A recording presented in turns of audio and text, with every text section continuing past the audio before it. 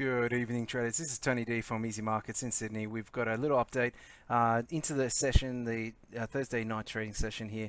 Well, the London session, the end of the Asian session. We've got some interesting moves happening on Bitcoin. Bitcoin has hit day lows underneath 8,000, but back above 8,000 fairly sharply at the start of the European session here. Still, the downtrend is pretty real, and those who are looking for basing activities got to be very careful. Getting caught up in any sort of one or two candle movement here. I would be looking for significant moves, holding closing above 8.5 before looking to get back in on the buy side for any significant amount of time. In terms of the dollar yen, continues to be under pressure because of the risk-off flow that's coming through from stock markets and general sentiment towards uncertainty around the US trade tariffs with China now, and how that could potentially spin out into a trade war. A lot of negativity out there, and dollar yen always goes down in this sort of environment. So the really solid price action we saw last week on the break of this 106.50 and the topping out above 107 has got reversed dramatically since Tuesday, and now we're looking at the possibility of the 105 test, which is a huge level on the downside, and sort of a level that a lot of traders know from back when Trump was first elected. If we go back to when Trump was first elected, that day we were sitting around 105, and so it was sort of the level that we were when we were before Trump's tax plans and sort of movements around the global economy and risk-on activities began. So it is an important level that may be tested shortly. You'll see that there is some support towards that 105.50, which is held a couple of times now, but 105 should also be a bit of a magnet if this little bit of a technical break that we saw early in the week fails. Very hard to gain enthusiasm to have another run up higher now.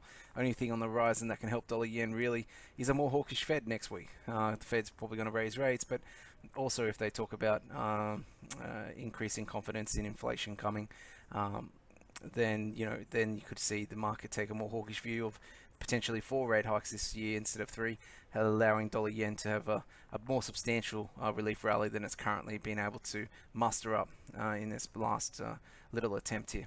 And so this downward trend line that you do see actually does become an interesting level as we get lower as well. There's some scenarios where this downward trend line will hold, and then if it turns over, then it still really hasn't broken back underneath it. That's pretty bullish, but don't read too much into this price action. This is just the old trend line we drew when we first talked about the break. If we can, let's see first if we can still hold it before we get in any bullish action, and probably still I want to see it back above 106.50 before putting the old buy field back on. In terms of dollar, so the stock market here, so stocks really haven't broken any of their recovery trends either, but the market really under this sort of uncertainty, it's very hard to be as bullish as we were in terms of this bargain hunting.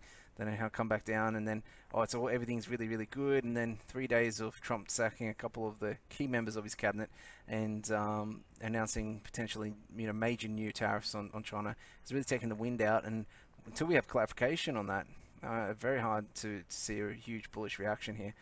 Perhaps the Fed next week will have a bit more movement coming through, but the way down is definitely open, and so I'm much more alert to the downside. If we do get more selling in the stocks, then the euro, which is well supported and on a strong footing, should be able to break that 124, and then we'll be talking about 125 in coming days if we can do this. Alright guys, I'll be back tomorrow for an update on Friday. It is a light data week, so the most thing that you have to be focused on is what's happening next week and just day-to-day movements in the stock market. That's really where you're going to get US dollar strength or weakness from, and the main thing you should be watching in each trading session.